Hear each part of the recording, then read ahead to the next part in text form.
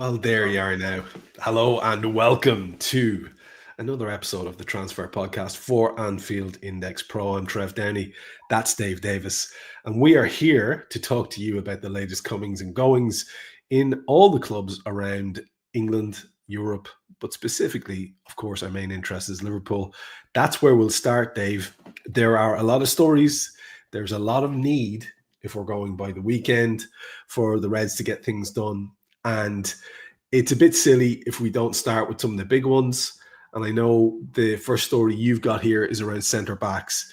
We can actually do this one with a little bit of a smile on our face because we at least have one in the door, a very impressive looking young fella by the name of Leoni. You can walk us through the details of that. We saw the meeting with Arne and all that kind of stuff. And the Mark Guéhi story rumbles on as well. However, you've got an interesting thing here in terms of some disgruntlement with Glasner and stuff like that. So let's start there with the centre backs situation, because at least we, like I say, something positive to say in this story. Yeah, we got one in. They love a Friday, don't they? Richard Hughes and Michael Edwards. So Friday was announced, wasn't it, before the game? Giovanni Leoni from Parma, 26 million quid, plus Parma got a 10% sell on. So good business all round. Liverpool see it. They feel they've really got a coup. We know they've been looking for this young centre back for some time, haven't they? Dean Huijsen, Lenny York. They've been looking for someone who really fits the profile. And I mean, you've seen the photos and the footage. This kid's a monster, isn't he? At 18, he's already taller than Alisson, same height as Van Dijk. We've seen the videos of him bodying Lukaku, ragdolling Vlahovic. There's so much to like about this kid that you feel like when he thought Italians in the Premier League, like, nah, this kid may just have it. So he is young, he is inexperienced, he has got minimal minutes, but let's be positive about this one. The potential, the threshold looks really high. So one centre-back in the door. You're now thinking the second one because Mark Guéhi, Crystal Palace, as you mentioned. And for those that watched the game yesterday, they had a bit of a spat at full time, didn't they? Glasner and Guéhi. Guéhi was sort of applauding the Palace fans and then went off, and Glasner tried to call him over. Not quite that awkward Steve McLaren, like one of them jobs, but tried to get him over, and he didn't. He just kind of went straight down it. It was a focus on Sky, wasn't it? And even Mateta turning around going, what's up with him? Type of thing. And today, quite a few different reports, and I've got one here from Sammy Motbull, who's the BBC chief football correspondent, who's very well connected at Palace, it's important to say. He's talking about that situation. And the way it's billed, you may be able to see it on screen, people. It just feels, Trev, like that Mexican standoff still. That Liverpool want Guéhi now, but won't overpay beyond a certain amount. Steve Parish wants to sell Mark Guéhi now. He's been quite clear about that, but they are good negotiators. They want a minimum fee for it. Mark Guéhi has the option of, obviously wants to go to Anfield, but at worst case, he stays captain of a club the World Cup year, doesn't he? And plays regular football either way. So it just all feels a bit of a standoff. This one is important to mention, though, that line there. We said, didn't we, about the fee? Liverpool and Palace have held discussions about a possible 35 million deal for Guéhi to go before the transfer deadline. Maybe on my own here, I think that's great value, Trev. I really do. As soon as you sign Guéhi, he's worth double that in the current market, isn't he, really, with the dearth of centre-halves as well. And I think we've said, if it was 40 million, like if it was us, you'd just do it now, wouldn't you, to get him in, especially after someone got hold of the Sky remote that controls Ibu Konate on Friday night and just pressed the rewind button. So he was going backwards like that for 5 minutes, wasn't he, type of thing. So there's that in the mix. And speaking of Konate, there's been various reports, hasn't there, about contract and negotiations. Liverpool have started it up, tried it up again. Got to be honest on this completely. The info that we've got is, no, it's not going the best, shall we say, those contract negotiations. And from what we're hearing, I want to be wrong on this, desperately do, and I'd love to get it completely wrong. But from what we're hearing, not good news on that at the moment. And Liverpool have made subsequent offers to the player, but yeah, it's telling that we're about to start the season. There's no renewal agreed. Hopes on that, I wouldn't say they're extinguished, but I wouldn't put them too high either. I want to come back to the question of what you think we do here. But just to acknowledge something that's happening in the chats there, we've got Jan, Mr. Wah, P35, 374, all saying that they've got buffering issues. And apparently that is a YouTube issue, according to James and the Turtle Project there. And also Prakash is talking about buffering as well. So if you have an alternative way to watch the show now live, apart from YouTube, those ways would be where do most people watch us if they don't watch on YouTube? We are still beaming out to Facebook and Twitter, X, whatever you call it as well. So both that way. But yeah, it's interesting. I think if you mentioned there, it might be a mix. Mine's been fine all day and it shows we're at full strength. So there is alternatives if you are stuck at all with YouTube. Yeah.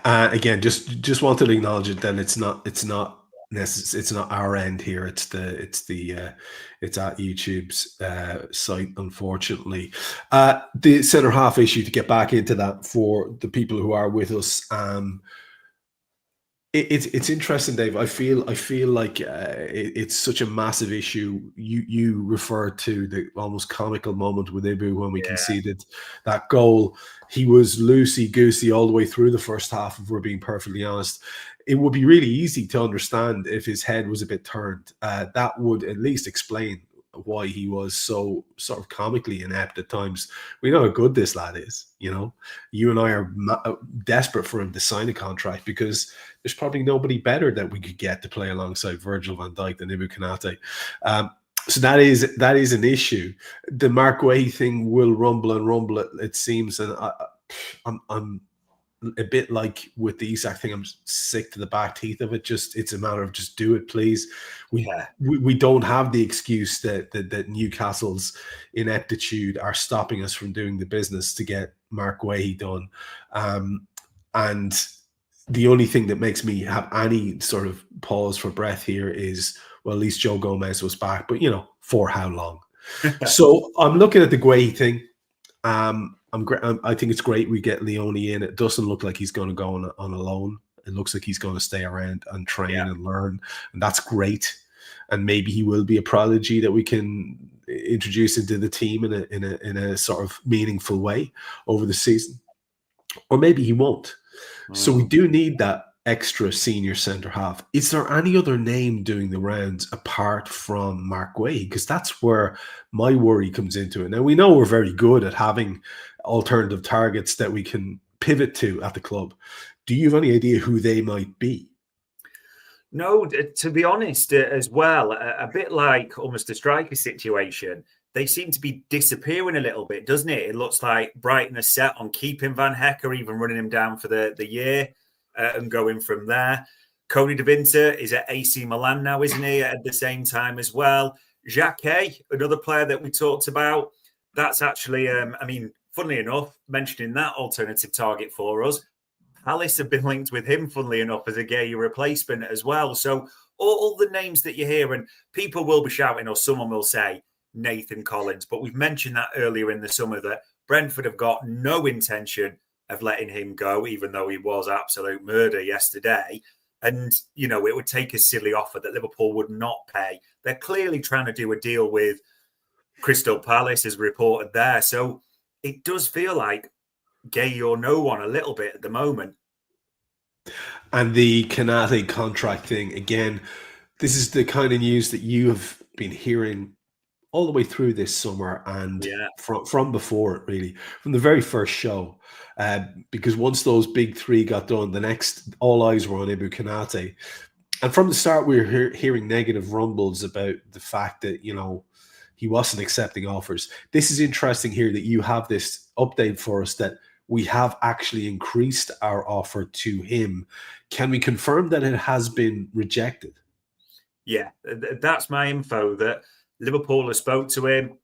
Arne Slot, is, I don't know how you put it almost. The way it was described to me is he well in with the player? Like, there's a mutual respect between the two ever since Slot came in. Slot's entrusting him with more responsibility. I know it doesn't quite look right based on Friday night, but we could only tell you what we're hearing there as well. I think the big worry is just still, well, the two big worries are the spectre of Real Madrid and, his local club in PSG, aren't they? They would love to take him on a free. They can when he comes on a free offer, far, far bigger than we can or we're prepared to. So, yeah, I want to be wrong so badly, but if you ask me to put money on it, I don't think he's going to be a Liverpool player next season. Yeah, I think people are just worried that it might happen sooner than that. And then what sort of a situation are we in? That's, I think, what is genuinely concerning a few people. Let's go to the Alexander Isak story because we can't not go to it. At this stage, I think you're probably like me. I've had it to the back teeth with this, mostly because of the way the narrative is being spun in the media. This incredibly biased one-way Liverpool bad nonsense that we're hearing. It's quite pathetic. It's obviously being done on purpose. Anyone with a modicum of intelligence can see what the situation is. They can see the absolutely glaring hypocrisy of the pundits who are talking about it, of the Newcastle fans who are talking about it and deriding Liverpool and Liverpool's actions here. I'm not saying that our club has been saintly here.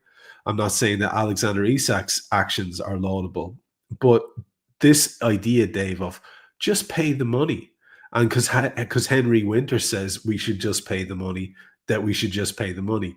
It's absolutely farcical. No deal works like that.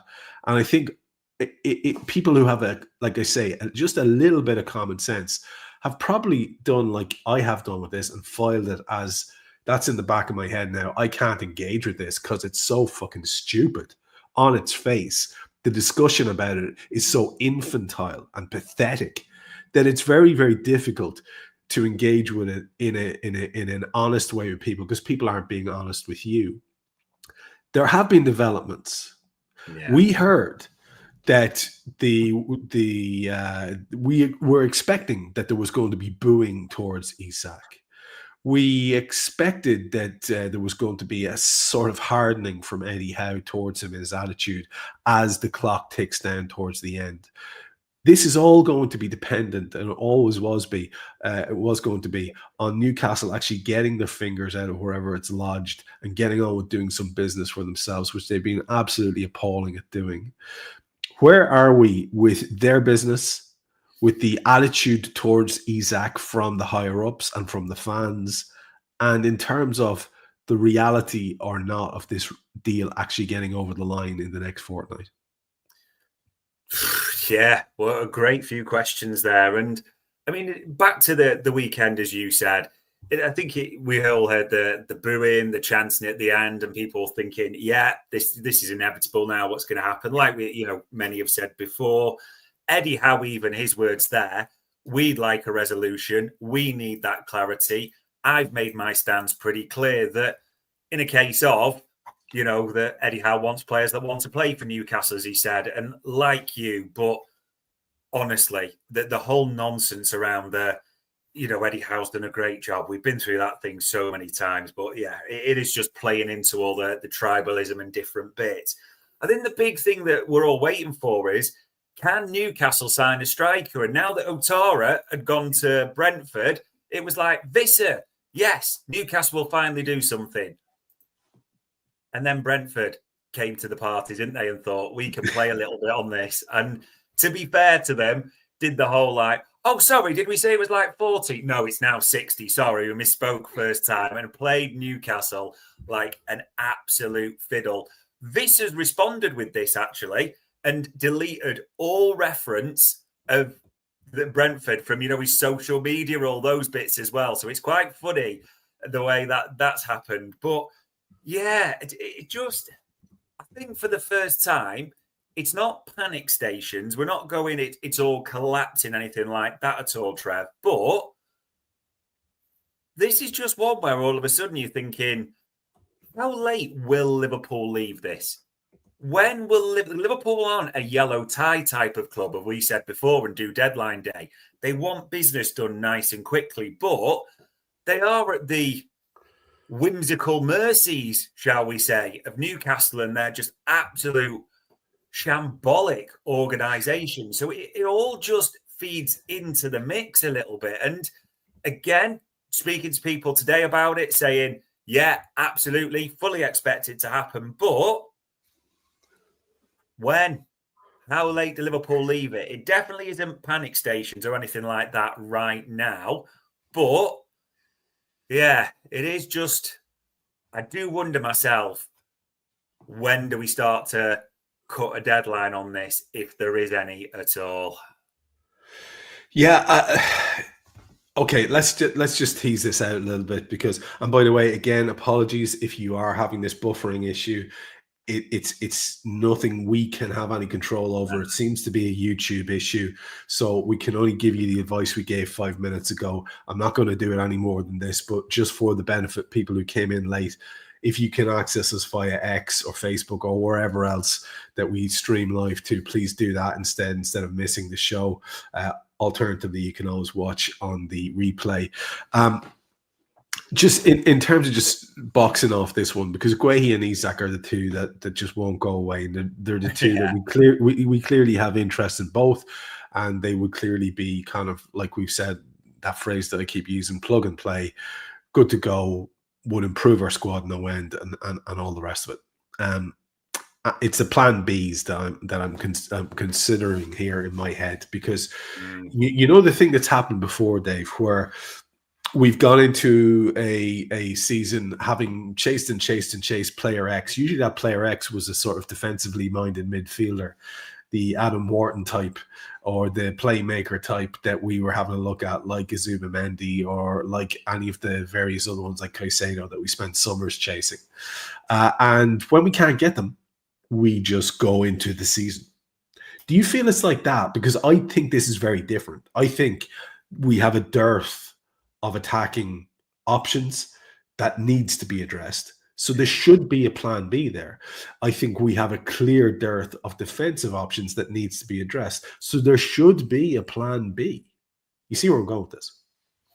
Yeah, and everything. I mean, how long have we said for, leading up to the summer when we were doing these and into the summer, that all the info we've had is the groundwork has been, unprecedented in terms of the analysts, the scouting, speaking to agents, players, that they're looking across the board at so many options. So that would naturally lead you to think that, and as we said before, they had their number one targets in certain positions, but if they couldn't get those, they would look at alternatives and work down that way. So you'd have to think there would be those alternatives. Of course there would. And people will think, what about Barcola at PSG? But he played yesterday, didn't he? Started for them. So, the contract, I'm not sure about that. People, we've talked about the other centre half. So it is interesting that alternatives seem to be sort of falling by the wayside a little bit as we talk. But people always tell us, don't they? Have faith in the people in charge at the moment, the suits, the laptops, etc., however you want to phrase it. So we can do that. But I am intrigued. I almost hope, and I mean this sincerely, obviously everything works out the way we want, that they don't have to pull a rabbit out the hat, or go to like a desperate or a half-baked, stopgap measure, because it would be a bit of a sad finish to the end of the window, having started so strongly, wouldn't it? So we will have to see. But yeah, I can't be telling you that there's 8,000 alternative options just waiting in the wings, to be honest. Yeah, well, I suppose I was hoping against hope that you might have some little story up your sleeve that, well, if not X, then Y. But like you, I haven't come across any of those. And I refuse to believe that this is going to be like the midfield situation. I feel this is something that must be addressed. So it'll be interesting to see how it goes. Now, what we can talk about in a positive way is that we continue to do business very well in terms of getting rid of lads. That's for sure. The Ben Doak story is the big one of the week in terms of sales. I heard some. Again, correct me if I'm wrong on this, but the Ben Doak sums are as follows. I think it was 600,000 to sign him. We've had him for 3 years off on various loans. He's played like a handful of minutes. Is it even 100 for the first team? And we have somehow managed to get 25 million of your English pounds for Ben Doak, with all sorts of clauses written in there as well. That's wild. There's also the high likelihood, because it looks like Andy Robbo is going to be the one that stays around, having seen his move to Atletico Madrid fall through. It looks like he's going to be the preferred option. So it's likely that Tsimikas will go. Interesting to see what kind of a fee we get for him. And Lucas Stevenson is also on the move. So talk to us about the people on the way out, but do start with the Doak story, because that's very interesting. Yeah, it might even get announced while we're on the show. He's done all his, holding the shirt, all the different bits. And interesting, we always say Ben Doak, don't we? And of course, that's what we did. When you see his Bournemouth signing, he'll be Gannon Doak, because his full name is Ben Gannon Doak. So I don't know, because he's moved down south, if he's going to become double-barreled or what that is. But on his shirt was Gannon Doak. So just in case you see that, everyone's thinking, what is that about? There you go. But, I mean, Trev, 25 million for a lad who's played minimal minutes in the Premier League is absolutely great business. And a buyback clause is in there at the same time as well. So if he does skyrocket, as is always possible, it's in there. And I've seen a few people say, that's great. It's so important we had that in there. I get what they're saying, but our references, Liverpool include that standard as almost insurance, but don't expect to activate it. That, just where everyone gets excited, this kid's, but it is covered. That's the most important thing. Lucas Stevenson, he's gone straight back on loan to Dundee United.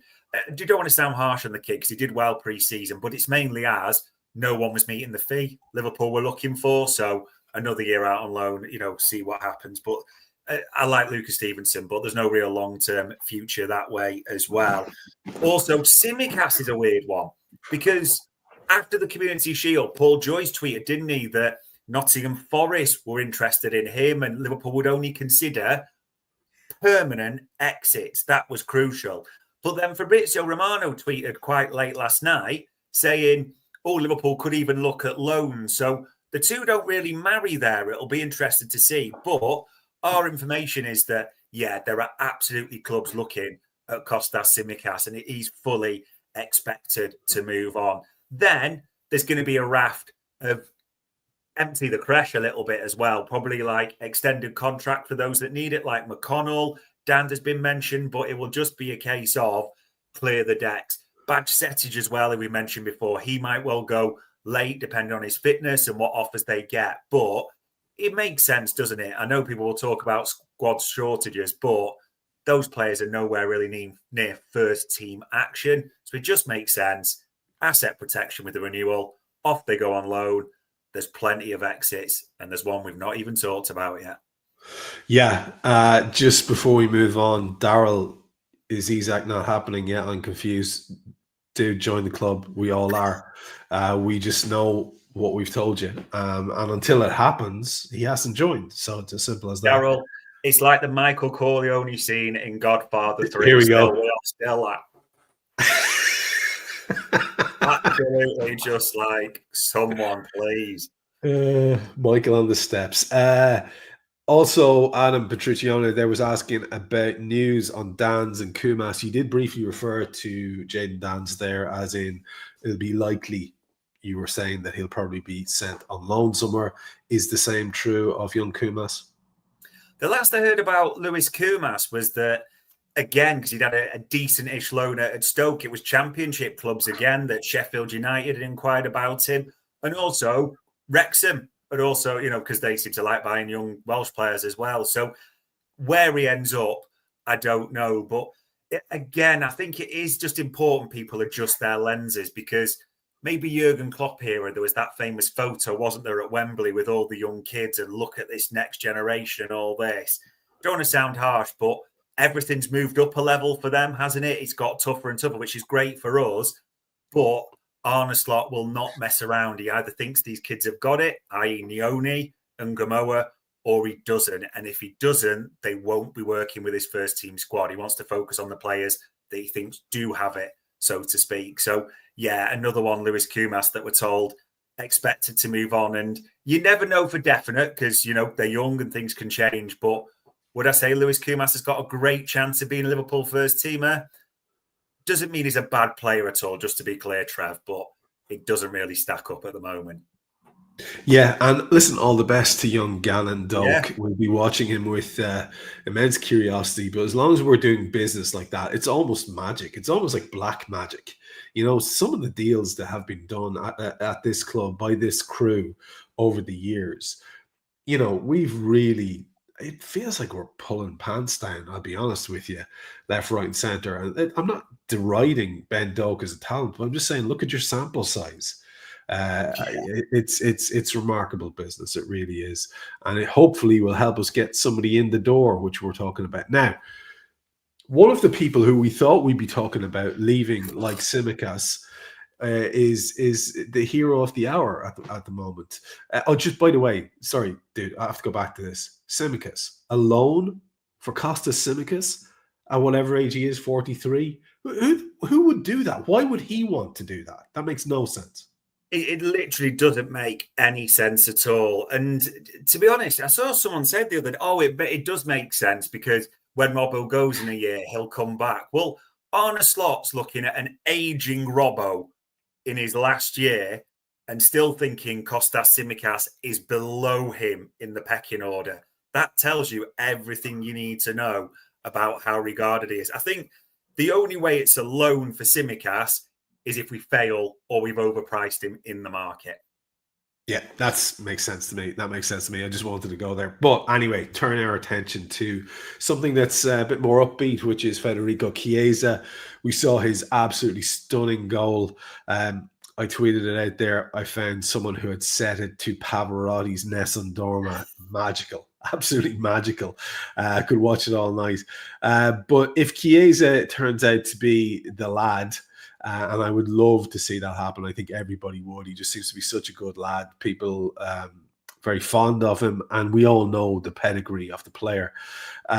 It seems to have turned around there, but you just mentioned it. Arne Slot's opinion is Arne Slot's opinion, and he is slow to change it.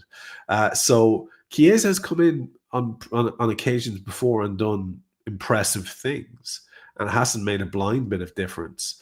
So talk to me about why this is different now, why you think, if you do, that he's likely to hang around. Is it simply because the Isak thing is dragging on and whatever plan we had for an alternative guy is very much still in the makings? And do you still think there is a universe, because I do, where Federico Chiesa might go? I never thought I'd say this, but I've watched the replay of his goals. Like you said, Nessun Dorma was brilliant. The Titanic one. Yeah, great. However, my favourite was the Luther Vandross "I'm Gonna Sex You Up" remix. Is Federico Chiesa volleys it. There's been some absolutely brilliant ones to this. That was my favourite one. But yeah, I'm sure like everyone, we've watched this goal 80,000 times. And it was intriguing after the match. I mean, it was on the screen. It's on the screen there, the quote. "I'm very happy at Liverpool. I will speak to the club, but I want to stay here and fight to win many trophies." And Romano said it on his YouTube channel about the plan has changed for Chiesa. He does want to stay at fight. Yes, earlier in the window that he was looking at options to Italy, but this is what he's determined to do. And it's just important to mention that Fabrizio is well in with Fali, as we've been told. Fali Ramandi, I think it's pronounced, Chiesa's agent. So, there's a first-hand line there as well. It's important to say. Even Arne Slot was quite praising, wasn't he, of Chiesa afterwards as well, and saying, one for the fans, he's like, and he's here at the moment. And you do just start to wonder, with the circumstances and everything that's unfolded, and the fact we are thin on the ground in the attacking lineup, it showed on the bench, didn't it? Whether it almost has changed the whole way of thinking, whether it's with Chiesa, Slot, and whether they now look at him as almost a super sub, shall we say. That's on the table a little bit, isn't it? Who could play minutes in certain games as well, that Chiesa might just be an option. Now, there is a little bit that's important there as well, where it says, I will speak to the club. So doing a bit of digging on this, and this is important to say, the club have still been looking at alternatives, as in attacking winger-style options who are versatile forwards, as it's also been called, as well as Isak. Does that mean they will progress on them? Absolutely not. But Liverpool have just been looking at that or those options, it's probably right to say. Again, David Lynch was on Media Matters, and he, to be fair, was quite honest and said from his information, and that, coming from the club sources, they are pouring score on it. But it's so important to say about that score.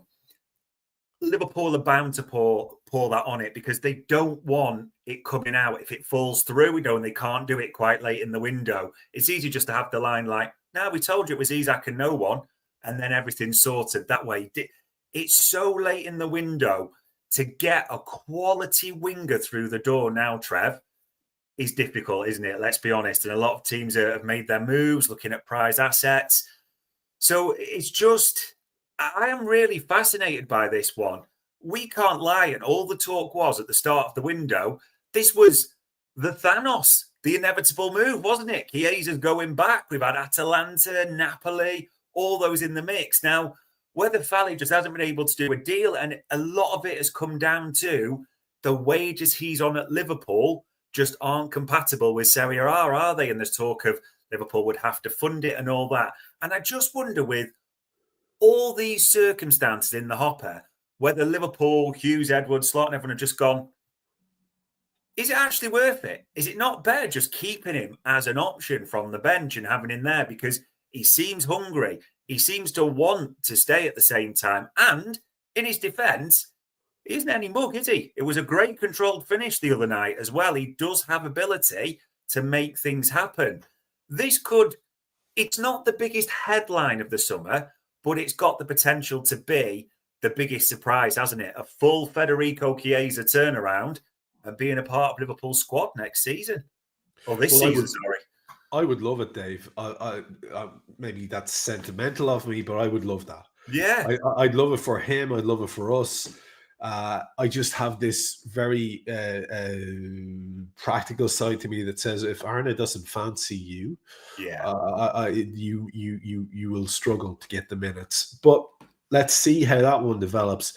What's really interesting there, and you kind of touched on it, Dave, about the wages with the Italian clubs. It's like, isn't it, that we're playing a different game to everybody bar the petro-funded super clubs and the petro states, in other words, the Saudi League. It's like the Premier League, we're playing a different game, financially speaking. You can talk all you like about the various merits of the league compared to other top leagues. I think it does stand out as well at the top in that respect too. But it does actually make things like this a little bit difficult because people are really struggling to make a deal work to get a player like Federico Chiesa to Italy. We saw it with some of the Spanish clubs as well. Like the reason Atletico balked at Robbo, unless I'm wrong here, was it was too rich a deal at the minimal amount that we would have been asking for them. They found someone cheaper. It does complicate everything, doesn't it? Yeah, absolutely. I think we have to remember this. There's always these sliding door moments in football, the way things work. If we'd agreed to let Robbo go on a free, he'd be an Atletico Madrid player now. If we'd waived that sort of fee, or even probably if we'd really reduced it down as could have been possible, but we didn't, so he isn't. But it's important to consider that. There's another English player we're going to mention later on in the European section who's, moves just keep getting killed because he won't give up his wages that he's on at a Premier League club as well. Chiesa in this. Yeah, I think it's also a reason why a lot of Premier League clubs look to the overseas market, don't they, as well? Because players who are on lesser wages, and even with a wage bump, it still fits well within their structure at the same time. So, yeah, Premier League wages, Premier League fees, we've seen it this summer. The yardstick just goes up and up. And a lot of the European leagues obviously the exceptional, like you say, big boys or the uber-funded sides, they're the only ones that seem to be able to compete. Yeah, whereas it's an advantage when it comes to swinging your wad of cash around. Yeah. Sometimes you can see that there's a flip side to it as well.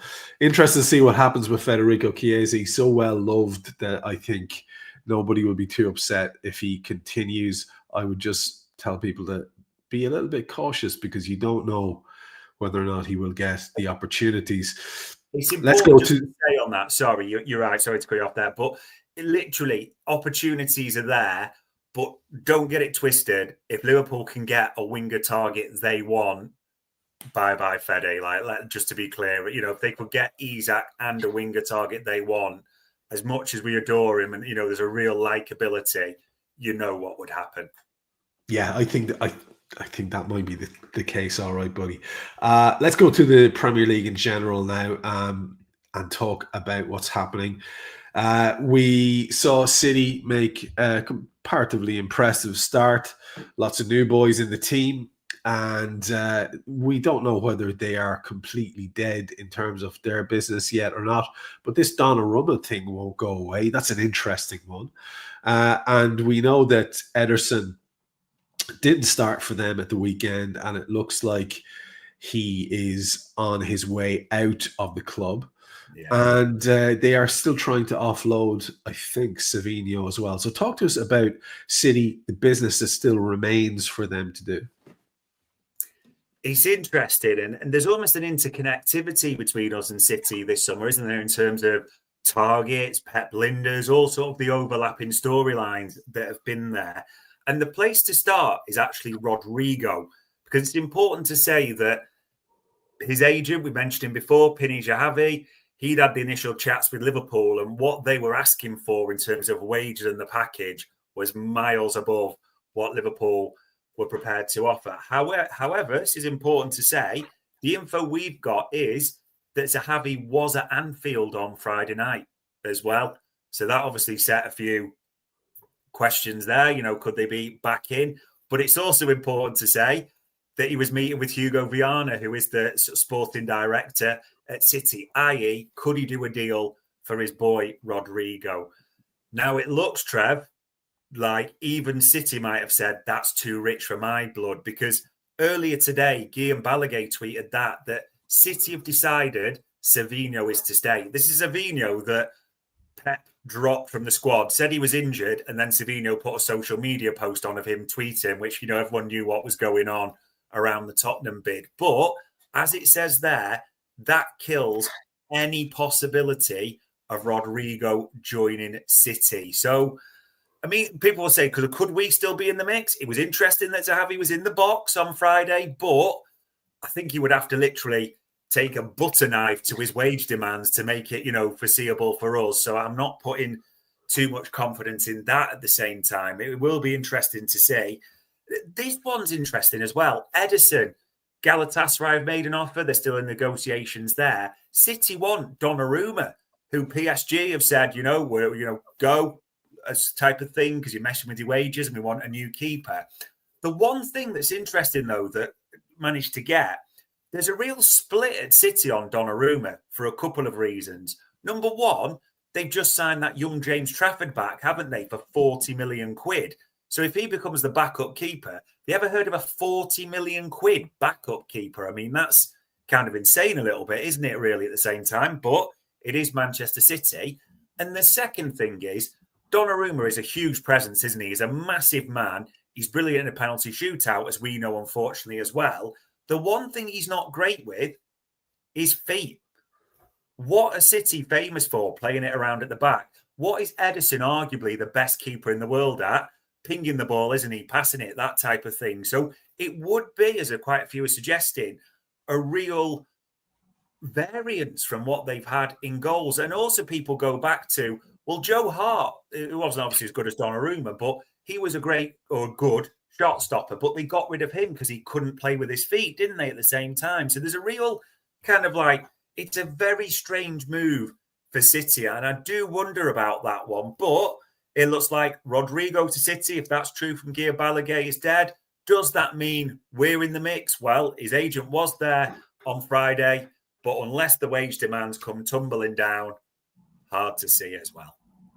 I was going to say sometimes lads just go to a game, but someone like Zahavi, it seems unlikely, doesn't it?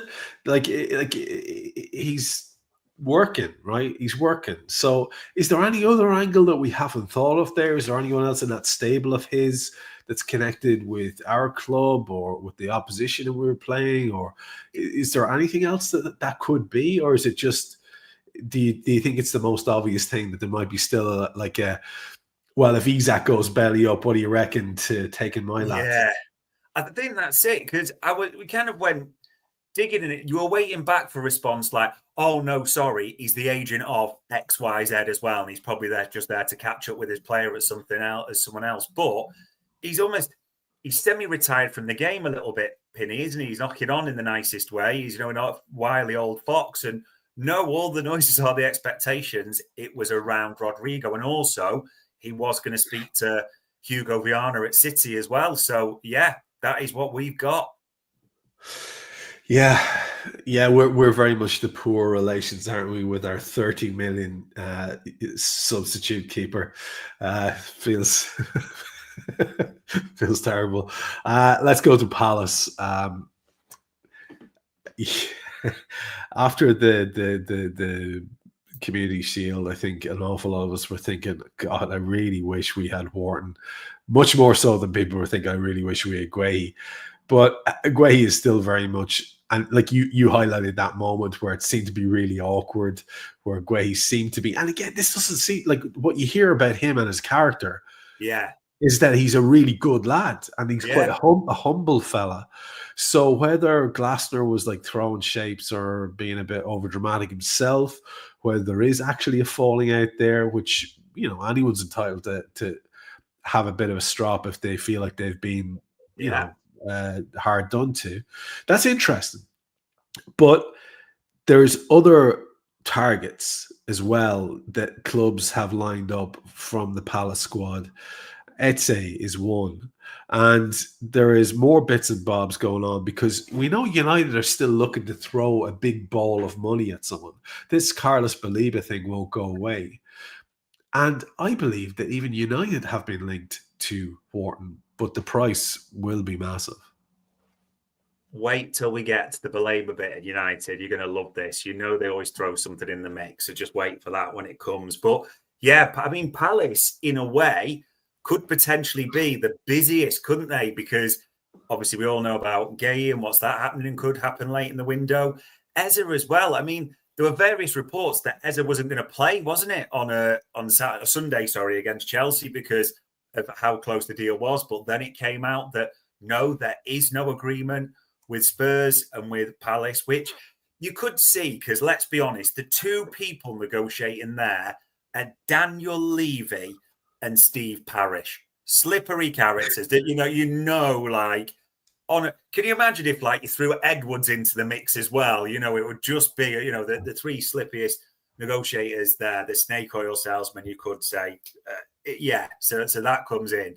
Eze still has told Palace, I want to go to Spurs. So you kind of expect it to happen, and you expect it to happen because Palace have made a couple of inquiries for his replacement already. It's important to say they've spoken to Leicester over Bilal El-Khanous, who's told Leicester he wants to go. Of course he does, because why wouldn't you want to move, just out of Leicester to start with anyway. But also I think it's Zolis.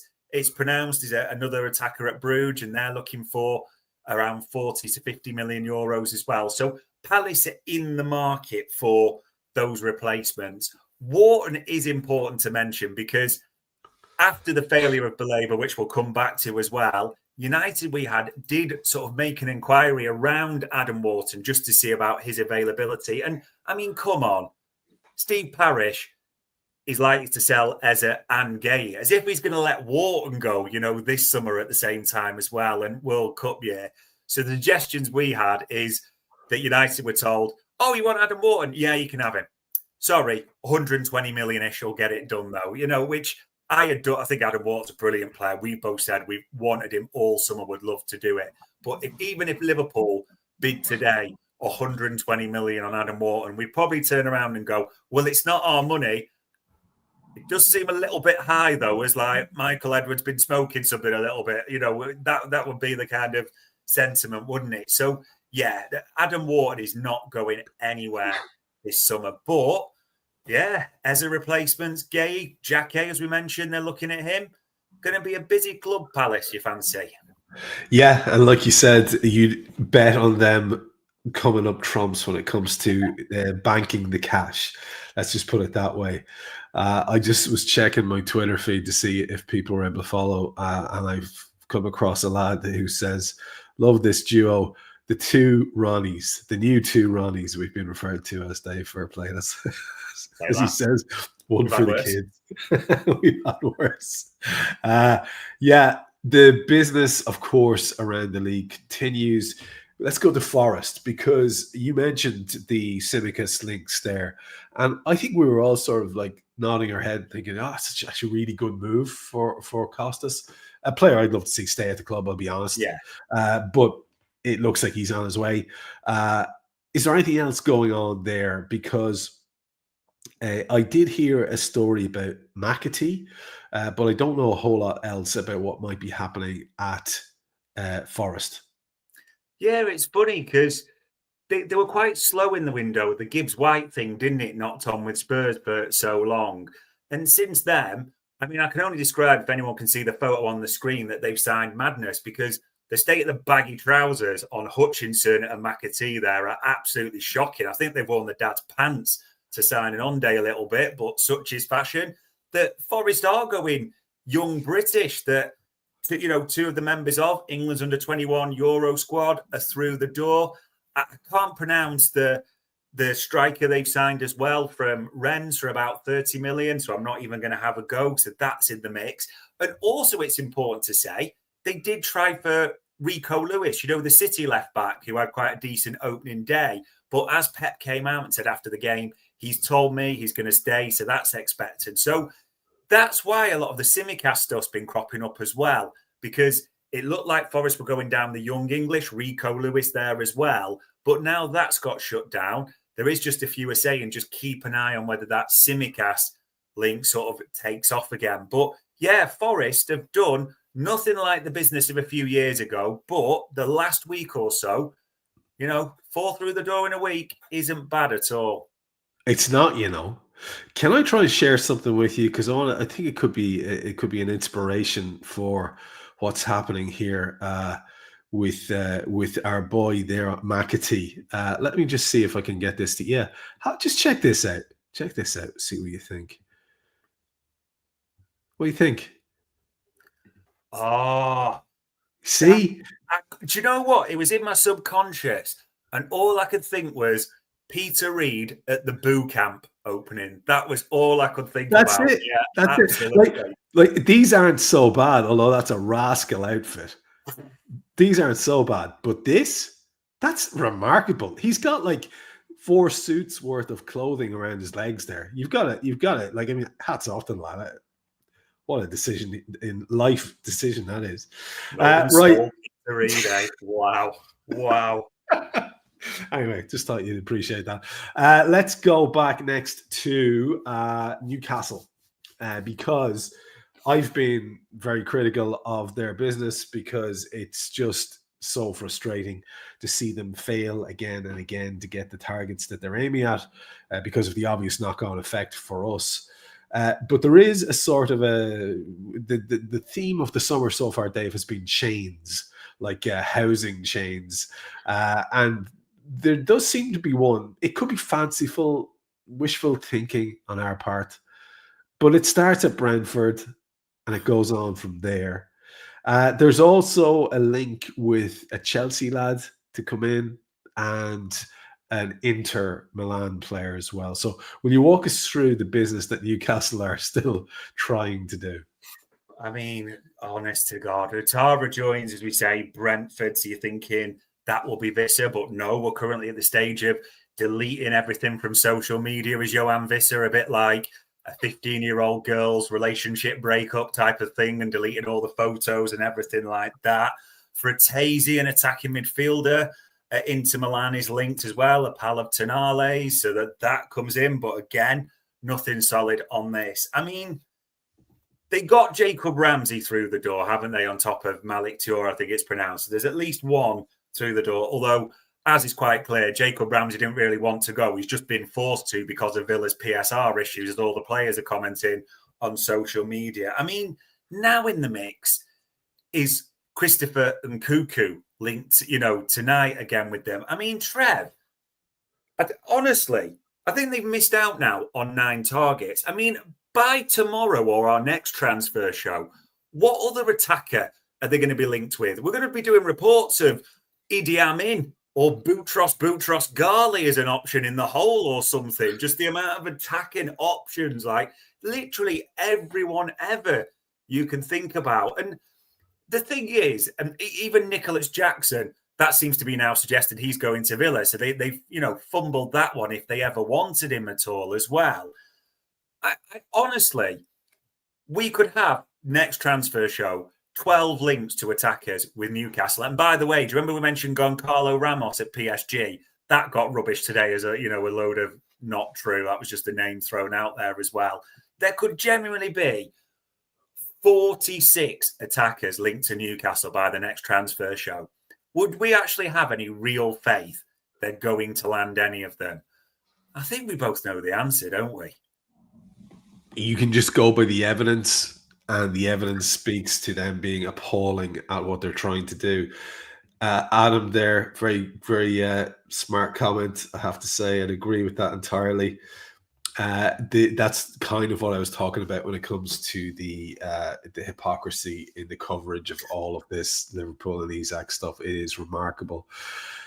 Yeah, so unsurprisingly, a basket case and no certainty when it comes to Newcastle, but Chelsea, equally basket case, but they get stuff done. And now it turns out that they're looking at someone who I think an awful lot of us would love to see at Liverpool, and that's Nkapia. The Xavi Simons thing is rumbling on. It's not done yet. And there are a couple of other potential exits as well. Talk to us about Chelsea and what they're trying to get done. Yeah, they want that 11th centre-half because you've got to have cover in all the positions, don't you, as Maresca says. So Nkapia is been linked. But as reported there, Leverkusen are saying no, that we can't lose any more players, because of all that's happened with them during the summer. So that looks a non-starter. Xavi Simons is, it's known now on the market. It's telling all the clubs, even the ones he's been linked with, that it's Chelsea only for him, which is funny because a 9-year contract can do that to you. And even today, as it was just reminded as they kind of slipping into articles, that obviously they want rid of Nicholas Jackson, of course, and, happy to do that. And people are saying, why are they still demanding this 80 million quid, Trev? Because as it stands right now, Nicholas Jackson still has 8 years left on his Chelsea deal. So the idea is, they obviously need the 60 million for the books and 20 million to pay off Nicholas Jackson, and the rest of his contract when he goes type of thing as well. So 8 years remaining, 2033, Nicholas Jackson's contract runs to, and that's even after a few years at the club. Just to give you an idea about that. They are looking to ship, as we know. They're trying to get rid of Fofana and Dizazi. Wolves were in the mix for them as well. It's funny that I can't think of any other club that is trying to do so much business coming in and so much business coming out, all's while trying to convince everyone in the media and fans across the board that they don't pay these big wages. It just so happens people have contracts until 2033. So, and honestly, nothing would surprise you before the end of the window, would it, if Chelsea made a massive bid for a centre-half, another attacker, because they were obviously 0-0, so no doubt they'll be back on the attacking market today. It's just good for us. Sweeney Todd still has the potential to put a little bit of juice in the show with a few weeks remaining. Yeah, I don't understand why nobody's told all these potential Chelsea players that the 9-year contract won't matter, because has nobody told them about the alien craft that's approaching that will be here within 18 months? I don't understand. Lads, you're not going to get your 9 years. Let's move on to our next story, which is our last story for the Premier League. And this is United. I'm looking forward to this because you've kind of teased us with the Baliba thing. You've told us already about how they're interested in Wharton, but the money that Palace have slapped on it is prohibitive, you would imagine. And can they manage to get rid of that poor bastard who was their attacker last year, who has been gazumped by Sheshko? What's the crack with Onana as well? Because he seems to be out of favour, having been, very much everyone defending him left, right, and centre at that club last year. So talk to us about United, the business that remains for them to do. Is it all pie in the sky, or do you actually believe that they are ready to throw around a big old ball of money at the end here? I think they end up getting someone, but it's not who they're trying for right now. It'll be down the list, and United will probably do a silly move because that's what we're used to. But as it's on screen, this is brilliant. United, as per Ornstein, are not proceeding with Carlos Baleba. Do you remember we said last week, Brighton, as a well-known, they never reveal the price of targets, do they? They just almost enter into negotiations, Bloom and Barber, and do their magic to say, they have a price, we're just not going to tell you it. You're going to make offers, and we'll see if we can negotiate or whether we just say no straight away. I mean, United almost made a final offer of 70 million quid is our info for Baleba, and kind of went, take it or leave it, Brighton. And Brian went, leave it?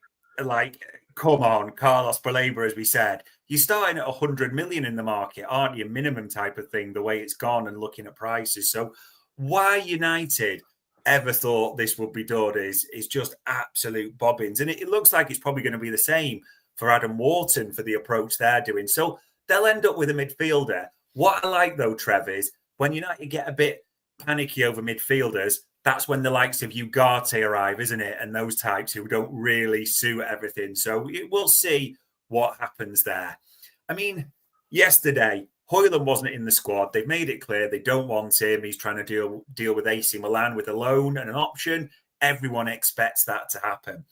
I absolutely love Ruben Amorim getting a bit agitated in the press conference yesterday around all the questions and said, oh, so you dropped Onana? I don't know. I didn't drop him. I just had two others ahead of him. Right. So that means, remember this, Arne Slot has never dropped Harvey Elliott. He just has 6 midfielders ahead of him currently. Remember that. That's, the way it works for phrasing. And he was getting a bit irate about it all. But, I mean, they tried to do the loan deal with Emi Martinez, didn't they, at Villa, who's still, there. That's a question mark. And, even tried for a free with him at one point. United are already rolling the dice a little bit on PSR for, is our info, and they still want to do business. But what their budget is and what they're trying to go for is a little bit different. And I mean, there is links to, I think it's pronounced Højlund or something like that, a defensive midfielder at Sporting, someone, of course, that Amorim knows well. So something like that would probably get done. But other than that, it is just a bit odd, isn't it? It's not bad enough that they've got to get the moody Norwich scarves out and start protesting or anything like that. But, yeah, nothing would surprise me still with United at this stage of the window. Yeah, there does seem to be a few disgruntled lads hanging around that haven't gotten their moves away yet either. So it'll be interesting to see what that does to morale there as well. Just before we go to the last section, and we'll fly through that because we are going long here. I'm very aware of it, but we can't really skip past without making mention of it. Seems to have gone quite quiet, doesn't it, on the Leipzig interest in Harvey Elliott, or am I mistaken? No, it's still there. I think the thing around Harvey Elliott is you talked about house chains. It's almost a merry-go-round, a chain that he's involved with, it seems, to get it all done. And 2 clubs that you mentioned there and one we've talked about earlier. So people will say, Or why have you got a picture of that 7'9" Stuttgart Wolfgang striker, whatever he's called, on the screen? Because that was who Bayern were expected to get, wasn't it? But that move seems to have fallen through. Christopher and Nkunku was supposed to be going to Bayern, wasn't he? So that would free up Xavi Simons, and give, because Chelsea would have the money and all those types of things. And eventually that merry-go-round would end up in Harvey Elliott at Red Bull Leipzig. But the merry-go-round might just have stopped at the moment with all those moves. I mean, there's still the expectation Harvey Elliott departs before the end of the window. And actually, it was interesting. We mentioned Spurs, didn't we, the other week, to keep an eye on. If Eze doesn't go through, and especially now the Savinho City move seems to have fallen through, it is one we've been told just keep an eye on. So full expectation still that Harvey Elliott does depart. We just got to complete the links in this chain, haven't we, to get it done? Story of the freaking summer, it seems to be. 2 stories to finish was to begin with Roma, who are having a look at a couple of Premier League players. Yeah, Roma, this one's funny, isn't it? Jadon Sancho currently not accepted AS Roma proposal and not even in talks with Besiktas now. Do you remember the Jadon Sancho who Chelsea paid £5 million not to sign him at the start of the summer to United as a penalty? And there's been apparently loads and loads of inquiries for Jadon Sancho to try and get that done. But the guy's just not budging on his wages because United have put him on that massive deal, hasn't he? That stupid deal. So the kid's saying, no, I want it paid up, in that type of regard. So it just rumbles and rumbles all the time. And I mean, there's talks that he had Saudi offers, didn't want those and all this. For me, it feels like he's already got that back on loan to Borussia Dortmund style deal where United pay 95% of his wages and Dortmund contribute a walnut whip weekly type of thing to the deal. It does just feel like it's going to be one of them things again. As well, Leon Bailey, the Villa winger, he's set to go to Roma on loans. There's a loan fee with the option to make it permanent to help Villa's PSR as well. So, yeah, Roma look like they're pretty much going to get one winger. Where Jadon Sancho ends up, anyone's guess right now. Yeah, it's so messy. Our last story then is, of course, we usually end up with the Saudis and what they're up to. And some weird pictures going around Twitter today. You see a picture of Darwin hanging out with Cancelo. Saw a picture of Diaz holding up the trophy with Harry Kane. All sorts of weird pictures. Weird picture of Pep and Kolo Toure as well. All these sort of bizarre associations happening around the place. But the Saudis have the money to make these pictures just appear. And Kingsley Coman, just one of those stories that won't seem to go away. Zakaria is another one that's got a few bits and pieces going on here with the Saudis. Are there any other lads, notable players who are being linked with a late move to the Saudi league? Yeah, I mean, Coleman, as we said, the wages he's getting from them to get this done is just absolutely insane. Zakaria has turned down 2 offers as well so far, and is the expectation that they'll just keep coming back, he doesn't want to stay at Monaco, he just wants them to meet the price, so he'll get an absolute bucket full of cash driven to his house as well. It's just important to say with the Saudis, we've said all summer, it's not the paradigm summer it was of the previous year, but this is crucial. The Saudis have said to the Premier League clubs, listen, if you're getting towards the end of the window and you're trying to ship out these players, give us a bell. We've got an actual truckload of cash waiting. Again, it's just, will the players accept it? Because let's not mince words at all. As you mentioned Darwin there, Darwin didn't want Saudi and Al Hilal to start with, didn't we? We knew all about the Atletico desires, the Napoli situation, AC Milan being in the mix, and him wanting that European move. It just never came off. So it ended up being Saudi or no one, and off to Al Hilal he's gone. So it will be interesting to see, is there any other Premier League players end up in that situation. And if they are prepared to go, you might see a few late moves to the Saudi League. Yeah, I'd say you can almost bank on that as clubs are desperate to sort out their finances, maybe cash in an asset here or there, especially one who may be on the fringes. I just find myself very worried for Harvey Elliott. There's no mention of Harvey to Saudi at all. I don't think that's going to be a thing. But you'd like to see that guy get sorted sooner rather than later. We could go on, but we have gone to the 1 hour and 5 minute mark, and we will wrap it up at this stage, Dave. Absolutely packed show. Thank you for putting together all of that information for us, for our listeners and our viewers.